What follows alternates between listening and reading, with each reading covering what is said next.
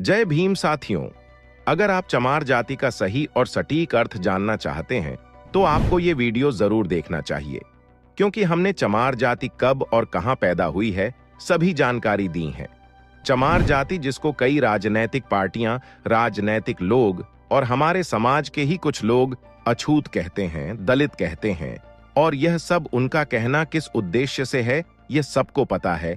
ये ऐसे लोग हैं जो नहीं चाहते कि हिंदू समाज एक साथ मिलजुल कर रहे हैं। ये ऐसे लोग हैं जो चाहते हैं यह सब आपस में हमेशा लड़ते ही रहे। आखिर यह विधर्मी लोग कौन हैं, इनके बारे में तो आप सभी को अच्छे से पता है, लेकिन दोस्तों, क्या चमार जाति के असली इतिहास से हम लोग आज परिचित हैं? क्या चमार जाति का यही इतिहास है कि उन्हें अछूत माना जाता था? आखिर चमार जाति का उदय कहां से हुआ? आखिर चमार जाति के इतिहास से जुड़ा वो किस्सा क्या है जिसे मुस्लिम वर्ग छिपाकर रखना चाहता है? इस्लामी शासन से जुड़ा और चमार जाति से संबंधित कौन सा है वह इतिहास जिससे आज भी हमारे समाज का एक बड़ा हिस्सा अपरिचित है? आज हम जानेंगे कि आखिर चमार जाति का उदय कहां से हुआ, आखिर चमार जाति का असली इतिहास क्या है, क्या चमार जाति के असली इतिहास से हम लोग परिचित हैं? आखिर चमार जाति का समाज में वह योगदान क्या है जिसके कारण आज हमें बड़े गौरव से इन लोगों का सम्मान करना चाहिए?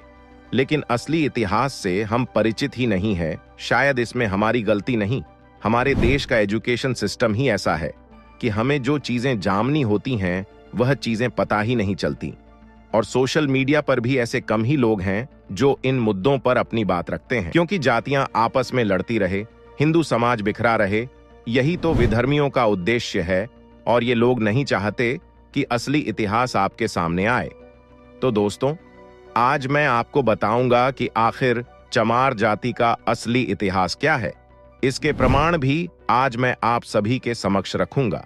इस वीडियो को देखने के बाद आप भी हैरान रह जाएंगे।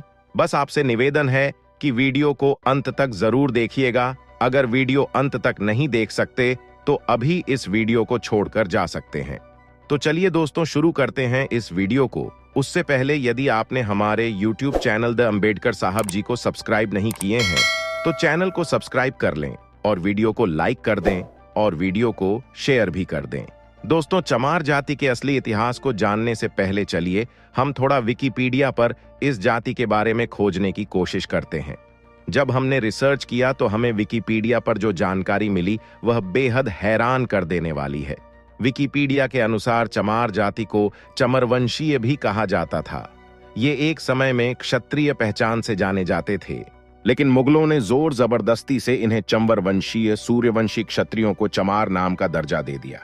विकिपीडिया के अनुसार मुगलों ने ऐसा इसलिए किया कि यह सूर्यवंशी क्षत्रिय इस्लाम कबूल करने से इनकार कर रहे थे। उन्होंने कहा कि हम पशुओं की चमड़ी से जूता चप्पल बना सकते हैं, लेकिन इस्लाम कबूल नहीं कर सकते हैं। फिर आगे बताया जाता है कि चंबर वंश के क्षत्रियों ने चमड़े का काम छोड़कर खेती करना शुरू कर दिया और आज इनको अहिरवार भी कहा जाता है और जाटव नाम से भी संबोधित किया जाता है। जाटव आज उनके उपजाति है। और आपको बता दें कि ये दोनों चवर वंश के वीर सूर्यवंशी क्षत्रिय हैं। विकिपीडिया के अनुसार इसका रेफरेंस देते हुए कुछ संदर्भ बताए जाते हैं, जिसमें अंबेडकर टाइम्स में रिसर्च के साथ यह छापा गया था कि चमार महापंडित सूर्यवंशी हैं। 2016 में इंडिया स्पीच डेली में अंग्रेजी में एक रिपोर्ट छपती है जिसमें कहा जाता है कि जिन्हें आप चमार जाति से संबोधित करते हैं वे असल में क्षत्रिय थे, जिन्हें मुगलों द्वारा चमार का नाम दिया गया। इसी तरह कई संदर्भ हमें विकिपीडिया पर देखने को मिलते हैं जहां पर चमार जाति के बारे में संक्षिप्त रूप से देखने को मिलता है। इसके अलावा एक और वेबसाइट है जिसका नाम बहुजन इंडिया 24news.com है। हमने उसके पन्ने खंगाले। यह ऐसी वेबसाइट है जो लगातार दलितों से संबंधित मुद्दों को उठाती है और देश भर में हो रहे दलित मामलों से जुड़ी खबरों को प्रकाशित करती है। जब हमने इस वेबसाइट का रुख किया तो हमने यहां पर चमार जाति के असली इतिहास को जानने की कोशिश की, तो इस वेबसाइट पर प्रकाशित है कि चमार जाति को कभी भी विदेशी आक्रांताओं ने उठने का मौका नहीं दिया। इनकी मुख्य भाषा पाली या प्रकृति भाषा थी, लेकिन इसकी लिपि के बारे में अभी भी पूर्णतया खोज नहीं हो पाई। विद्वान मानते हैं कि सिंधु घाटी की सभ्यता में मिली लिपि के अवशेष इनकी प्रमुख लिपि रही होगी। बहुजन इंडिया 24 न्यूज के मुताबिक चमार शब्द सही प्रतीत होता है कि कुछ चमार जाति के लोग चमड़े से संबंधित व्यवसाय करते होंगे, परंतु इसके विपरीत चमार कोई जात नहीं थी, बल्कि राजशाही चंवर वंश था और एक समय तक भारत समेत मध्य एशिया तक इसका शासन था। इसका शासन सिंधु नदी के दोनों तरफ था। इतिहास से पता चलता है कि कभी राजशाही चंवर वंश भारत, ईरान और मध्य एशियाई देशों को मीठे पानी की सप्लाई करता था। गणित, विज्ञान, भवन निर्माण में पूरी दुनिया ने इसका लोहा माना था। इस जाति के लोग शिक्षा, धर्म, विज्ञान और चिकित्सा शास्त्र में निपुण पाए गए। लेकिन आज अधिकांश चमार जाति के लोग कृषक, मजदूर, बुनकरी आदि कार्यों से अपना भरण पोषण कर रहे हैं। आपको बता दें कि भारत के आजादी से पहले अंग्रेजों ने चमार रेजिमेंट का गठन भी किया था और चमार रेजिमेंट का गठन हुआ था 1 मार्च 1943 को और चमार रेजिमेंट काफी मजबूत बटालियन मानी जाती थी। और दोस्तों, चमार रेजिमेंट के गठन के बाद इसको कुछ समय बाद खत्म कर दिया गया। इसके पीछे एक बहुत बड़ी घटना देखने को मिलती है। यहाँ पर आजाद हिंद फौज से मुकाबला करने के लिए चमार रेजिमेंट को अंग्रेजों ने सिंगापुर भेजा था। उस समय रेजिमेंट के कैप्टन थे मोहन लाल कुरील, जिन्होंने यह देखा कि चमार रेजिमेंट के सैनिकों के हाथों अंग्रेज हमारे अपने ही देशवासियों को मारवा रहे हैं। फिर क्या था, उन्होंने इसको आईएनए में शामिल किया और अंग्रेजों से भीड़ जाने का निर्णय किया। तब उन्होंने अंग्रेजों से लड़ते हुए सैकड़ों भारतीय सैनिकों की जान बचाई थी और चमार रेजिमेंट भंग कर दी गई, जिसके बाद कैप्टन मोहन लाल कुरील को ही बंदी बना दिया गया। फिर भारत आजाद होने के बाद उनको रिहा भी कर दिया गया। तो दोस्तों, अब आपने देखा कि कैसे चमार जाति का इतिहास न सिर्फ प्राचीन भारत में बल्कि आधुनिक भारत में भी कितना गौरवशाली रहा है। अब आते हैं चमार जाति के उस इतिहास पर जो कि सीधे तौर पर इस्लामी शासन को संदर्भित करता है, और वह ऐसा इतिहास है जो विधर्मी नहीं चाहते हैं कि यह आज लोगों के सामने आए, इसलिए शायद ही कभी चर्चा ही नहीं की जाती। दोस्तों, जब हम चमार जाति को लेकर इतिहास के पन्नों में जाते हैं तो हमें एक शख्स का नाम देखने को मिलता है जिसका नाम है सिकंदर लोदी, जिसका शासनकाल 1479 ईस्वी से 1517 तक रहा। और सबसे खास बात यह है कि इसके शासनकाल से पहले पूरे भारतीय इतिहास में चमार नाम का उल्लेख नहीं मिलता। आज हम जिन्हें चमार जाति से संबोधित करते हैं, जिनके साथ छुआछूत का व्यवहार करते हैं, दरअसल वह वीर चंवर वंश के क्षत्रिय हैं। इसका प्रमाण मैं पहले ही दे चुका हूं। और सिकंदर लोधी ने चमार घोषित करके अपमानित करने की चेष्टा की। और यह बात मैं नहीं कह रहा, यह भारत के सबसे विश्वसनीय इतिहास लेखकों में से कर्नल टॉड कह रहे हैं। जी हां, कर्नल टॉड ने अपनी पुस्तक द हिस्ट्री ऑफ राजस्थान में चंवर वंश के बारे में विस्तार से लिखा है। इसके अलावा प्रख्यात लेखक डॉक्टर विजय सोनकर शास्त्री ने भी इस पर गहन शोध किया, जिसके बाद उन्होंने एक पुस्तक में इस शोध को प्रकाशित किया जिसका नाम था हिंदू जन्म हमारी जात, एक स्वर्णिम गौरवशाली राजवंशी इतिहास। दोस्तों, अध्ययन के बाद पता चलता है कि इस चंवर वंश का उल्लेख महाभारत के अनुशासन पर्व में भी मिलता है। डॉक्टर शास्त्री के अनुसार प्राचीन काल में ना तो कोई चमार शब्द था और ना ही कोई जाति थी। इसके अलावा एक बेहद फेमस मुस्लिम लेखिका है जिनका नाम है डॉक्टर हमीदा खातून। वो अपनी पुस्तक ऑन ऑर्गेनाइजेशन में लिखती हैं कि मध्यकालीन इस्लामी शासन से पहले भारत में चरम व सफाई कर्मी के लिए किसी विशेष जाति का एक भी उल्लेख नहीं किया जाता है।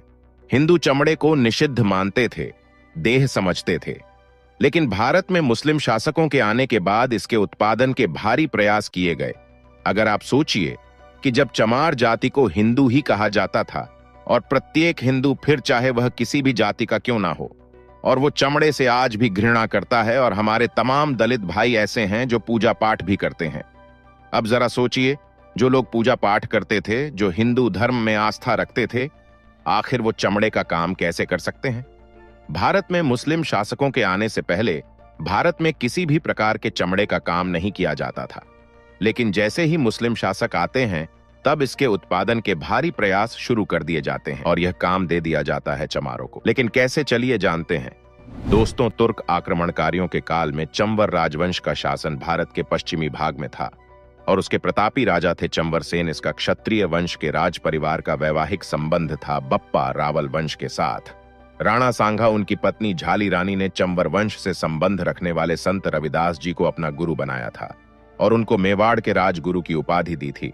और उनसे चित्तौड़ के किले में रहने की प्रार्थना भी की थी। तमाम ऐतिहासिक दस्तावेजों में इसका जिक्र मिलता है, जिसमें संत रविदास के चित्तौड़ किले में कई महीने रहने का उल्लेख मिलता है और वहां पर उनके महान व्यक्तित्व एवं उपदेशों से प्रभावित होकर बड़ी संख्या में लोगों ने अपना गुरु मानना शुरू कर दिया और तमाम लोग उनके अनुयायी हो गए। और इसी का परिणाम है कि आज भी विशेषकर पश्चिम भारत में जहां संत रविदास जी थे, वहां बड़ी संख्या में आज भी रविदासी पाए जाते हैं। आज भी राजस्थान में अगर आप चमार जाति के व्यवहार को देखते हैं तो वह बिल्कुल राजपूतों जैसा ही है। औरतें लंबा घूंघट रखती हैं, आदमी ज्यादातर मूछें रखते हैं, पगड़ी बांधते हैं। संत रविदास की इतनी प्रसिद्धि बढ़ने लगी है, इस्लामिक शासन घबरा गया। सिकंदर लोधी ने मुल्ला सदना फकीर को संत रविदास को मुसलमान बनाने के लिए भेजा। सिकंदर लोधी जानता था कि यदि रविदास इस्लाम स्वीकार कर लेते हैं तो भारत में बहुत बड़ी संख्या में इस्लामिक हो जाएंगे, लेकिन उसकी सोच धरी की धरी रह गई। स्वयं मुल्ला साधना फकीर वह संत रविदास को मुसलमान बनाने के लिए गया था। वह खुद साक्षात में पराजित हो गया और कोई उत्तर नहीं दे पाया और संत रविदास के भक्ति से प्रभावित होकर अपना नाम उसने रामदास रख लिया और स्वयं हिंदू बन गया। अब दोनों संत मिलकर हिंदू धर्म के प्रचार में लग गए, जिसके फलस्वरूप सिकंदर लोधी आग बबूला हो गया। उसने संत रैदास को कैद कर लिया और इनके अनुयायियों को उसने चमार और चंडाल घोषित कर दिया और उनको बंदी बनाकर उनसे कारावास में खाल और चमड़ा पीटने, जूते बनाने इत्यादि निम्न काम करवाए। सिकंदर लोधी की यह शर्त थी, या तो इस्लाम स्वीकार कर लो या फिर ऐसे काम करो। लेकिन उन्होंने कहा कि वेद धर्म सबसे बड़ा अनुपम सच्चा ज्ञान, फिर मैं क्यों छोड़ूं, इसे पढ़ लूं झूठ कुरान। वेद धर्म छोड़ ढू नहीं, कोशिश करो हजार, तिल तिल काटो चाहे खोदो अंग कटार। संत रैदास पर हो रहे अत्याचारों के प्रत्युत्तर में चंवर वंश के क्षत्रियों ने दिल्ली को घेर लिया। इससे भयभीत होकर सिकंदर लोधी ने संत रैदास को छोड़ दिया। संत रैदास का यह दोहा देखिए आप, जिसमें वे कहते हैं कि बादशाह ने वचन उच्चारा मत प्यारा इस्लाम हमारा, खंडन करे उसे रविदासा, उसे करो प्राण को नासा। जब तक राम नाम रट लावे, दाना पानी यह नहीं पावे। जब इस्लाम धर्म स्वीकारे, मुख से कलमा आप ऊंचारे, पढ़े नमाज जब ही जीत लाई, दाना पानी तब यह पाई। इसमें संत रैदास जी कह रहे हैं कि बादशाह ने कहा कि उसे उसका इस्लाम धर्म प्यारा और संत रविदास जब तक इस्लाम धर्म को स्वीकार नहीं करता तब तक इसे भूखा रखो, भले ही इनकी मृत्यु हो जाए। जब तक यह इस्लाम को नहीं स्वीकारते हैं, अपने मुंह से कलमा नहीं पढ़ते हैं, तब तक इसको खाना पानी न दिया जाए। लेकिन समस्या तो यह है कि हमने और आपने कभी भी संत रविदास को अच्छे से पढ़ा ही नहीं। हमने उतना ही पढ़ा जितना हमें आवश्यकता है अपना एजेंडा चलाने के लिए, फिर चाहे वह हिंदू हो या फिर हमारे दलित भाई ही क्यों ना हो। अगर हम संत रविदास जी के दोहे को अच्छे से पढ़ते हैं तो उसमें साफ साफ उस समय के समाज का चित्रण है जो बादशाह सिकंदर लोधी के अत्याचार, इस्लाम में जबरदस्ती धर्मांतरण और इसका विरोध करने वाले हिंदू ब्राह्मणों और क्षत्रियों को निम्न कर्म धकेलने की ओर संकेत करता है। चंबर वंश के वीर क्षत्रिय जिन्हें सिकंदर लोधी ने चमार बनाया और हमारे और आपके हिंदू पुरखों ने उन्हें अछूत बनाकर इस्लामिक बर्बरता का हाथ और मजबूत किया। हमारा भी दोष इसमें बराबर का है।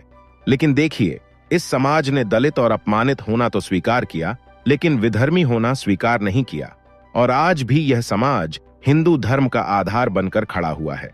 नमन है ऐसी जाति को। तो दोस्तों, कैसा लगा आपको चमार जाति के इतिहास के बारे में जानकार? हमें कमेंट करके जरूर बताएं। और भी ऐसी ही वीडियो देखना चाहते हैं तो वीडियो को लाइक करें, शेयर करें। वीडियो को पूरा देखने के लिए धन्यवाद। फिर मिलते हैं अगली वीडियो में, तब तक के लिए जय भीम, जय भारत।